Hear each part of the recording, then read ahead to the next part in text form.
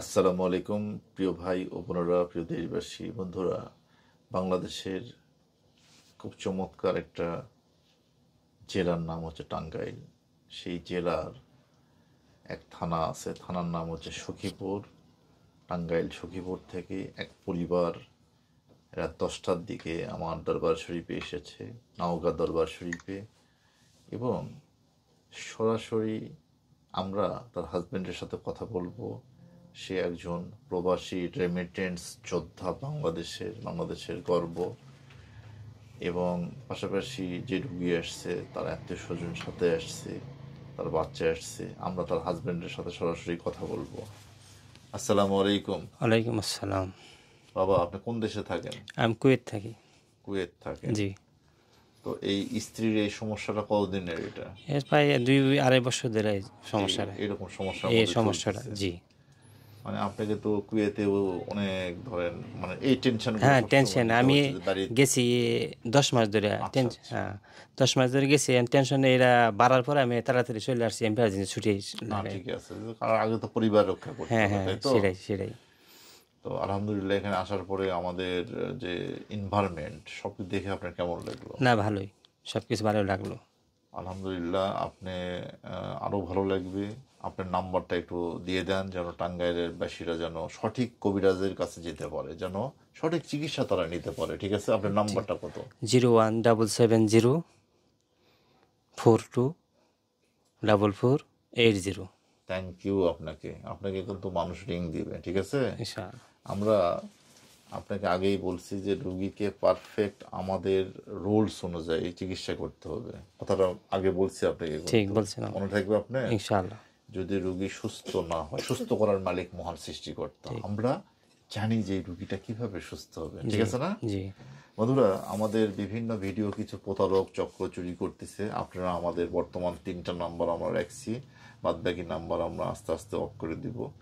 আপনারা সরাসরি আমাদের এই 3টা নাম্বারে যোগাযোগ করে আমার সাথে ভিডিও কলে কথা বলবেন। ভিডিও কলে কথা বলে তারপরে লেনদেনের কথা বলবেন। এখন আমরা সরাসরি রুগীর মুখ থেকে শুনবো কিভাবে তাকে বিভিন্ন আলতু ফালতু কবিরাজ, তার নাকি পেতনি আছে, তার নাকি কি যেন বলছে। আমরা সরাসরি রুগীর মুখ থেকে শুনবো। একটা কথা স্পষ্ট করতে চাই আজকে একটা জায়গাতে, সেটা হচ্ছে আমাদের কোরআনে আল্লাহ পাক 2টা জিনিসের কথা বারবার উল্লেখ করে দিচ্ছেন, জিন এবং ইনসান। এছাড়া কোনো দুনিয়া তারা কিছু নেই। এই পেতনি ভূত এগুলো কিন্তু মানুষের বানানো একটা কথা। এগুলো কথা যদি আপনারা মানে উচ্চারণও করেন তাহলে কিন্তু শিরক করবেন, খবরদার। আল্লাহ পাক স্পষ্ট করে বলেছেন যে আমার ইবাদতের জন্য জিন এবং ইনসানকে আমি সৃষ্টি করেছি, এবং জিনরা কিন্তু ইবাদতের মধ্যে আছে। কিছু নষ্ট মানুষও আছে, কিছু নষ্ট জিনও আছে। তাই বলে যে সবাই খারাপ তা না। আমরা সরাসরি মায়ের সাথে কথা বলবো। আসসালামু আলাইকুম। ওয়ালাইকুম সালাম। বাবা, আপনার 2 বছর ধরে কি সমস্যা হচ্ছিল বাবা? আমার সমস্যা, এই 2 বছর ধরে হাত পাও কাঁপায়।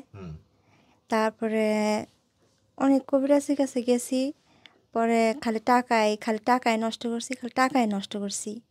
পরে বাবুর আব্বু বিদেশ থেকে আসার পরে এখানে সরাসরি আপনার কাছে চলে আসলাম। কবিরাজরা কি বলেছে, কি আছে আপনার কাছে?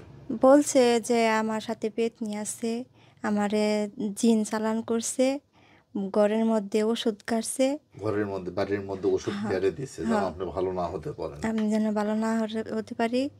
তারপরে আরও তাবিজ কবজ অনেক কিছু দিছি, কিন্তু খালি টাকাই গেছি, আর কোনো ফল পাইনি। জায়গাতে কোনো উপকার পাইছেন না।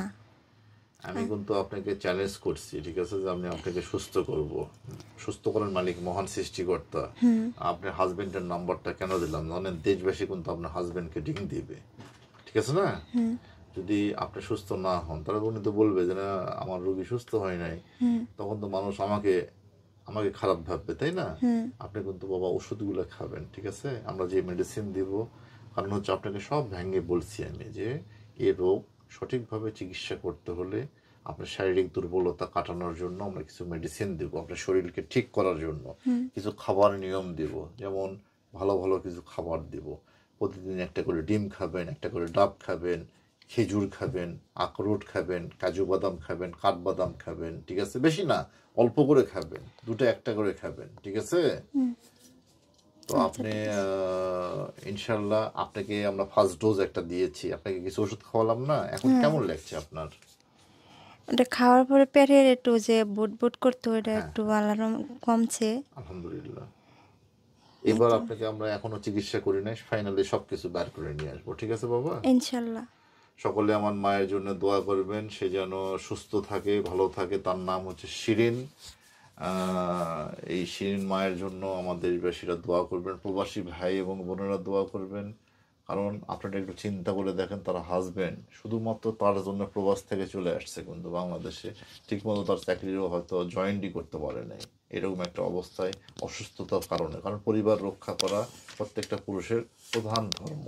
এই ধর্ম বেটার মনে করে সে চলে আসছে পরিবারকে সুস্থ করার জন্য। আসসালামু আলাইকুম।